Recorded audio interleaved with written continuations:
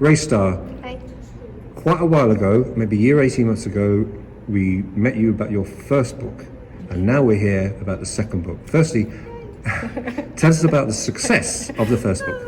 Thank you.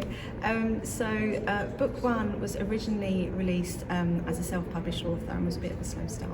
And then, as luck would have it, a traditional publishing house reached out and wanted the story, so we had to take it down and then re-release it in August last year in 2021. And I just can't believe what's happened since then. So I've managed to close my business. I was a business owner in Harlow for over a decade, closed my business now, closed my shop, and I'm now a full-time author of young adult fiction and climate fiction, which is amazing.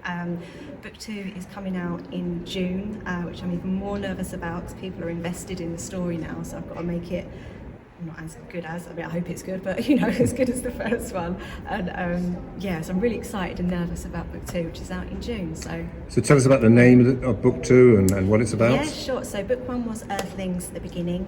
Book two is Dominion, and then book three, which would be the final instalment of the trilogy, is called A Land of Hope and Glory, and that's hopefully out next year. I'm trying to write that at the moment, but my little ones are now 3 and 1, so trying to write in between the leg pulling and all the rest of it is quite difficult, but we're getting there. So yeah, it's all really exciting.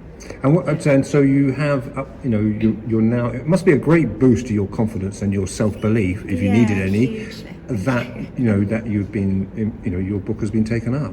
I was relieved because when you self-publish, it doesn't matter how good or bad your book is, just getting it out there for people to know about it is a really difficult thing.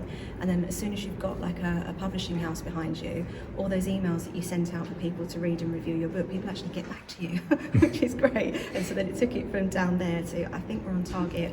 I plant a tree for every book that I sell, so I think we're on target to have planted over 10,000 trees by the end of the year, which is amazing. So I'm chuffed to bits. I'm so happy. Because I get the feeling it's not just about the book, is it? It's about a lot the more. environment, your planet Earth. Exactly that. So the whole kind of moral behind the Earthling story is that in the protagonist Peridot's hands is the power to either save or destroy the planet, and I'm a huge believer that we each hold that in our hands as well. I think everyone in modern day society has the ability or the intention to do good, to do bad, or to do great, and I think if we all come together, we really can do great and turn a lot of the kind of depressing aspects of things that are going on in the world right now. We can turn all that round if we all just come together and just start doing great again. So I'm hoping that's the message that kind of comes through in the book. I want it to be kind of uplifting, empowering, whether you're 10, 20, 30, 40, 50, 60 onwards. I hope people read it and at the end of it think, right, I want to save the world. That's the plan. And last week was World Book Day. Were you reading, taking part in that? I was, yes. I was invited back to my senior school. I'm originally from Hoddesdon, so I went to Robert Barclay, and I had to give a speech to over 150 students. I was shaking in my boots, forgot half my words, but I think I managed to do it okay. And then I do writing for nature workshops, so I did that with year 8 and year 9 afterwards, and it was just amazing. The students were coming up with stories better than mine, and these are young adults that are 12, 13, 14 years old, so we're actually going to be entering a few of them into like a green writing competition as well, so some of those could be the authors of the future. So it's really, really inspiring stuff.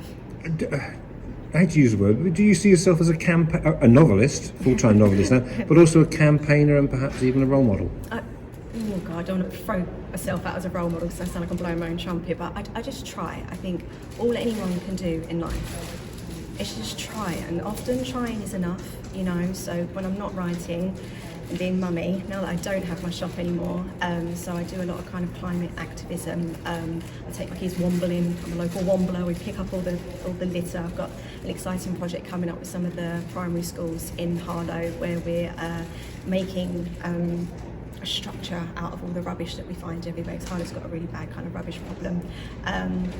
And just share any kind of eco ideas that come up and try and actually tackle them and do something about it, rather than seeing that something's wrong, having a moan about it. I think, actually, what can we do about that? I'm going to try and put things in place to start doing something about it. So I'm hoping people might read the book and then feel that way as well. But we'll see.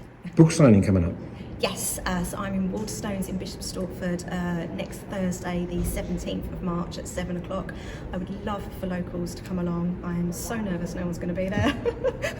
Huge fear of mine. So I'd love people to come along. I'll be handing out bookish goodies to people that would like to come along. I'm doing a reading of the book, a Q&A afterwards, and signing for anyone who wants a copy. So I would love to see people there. Great stuff. Thank you very much for your Thank time. you for having me.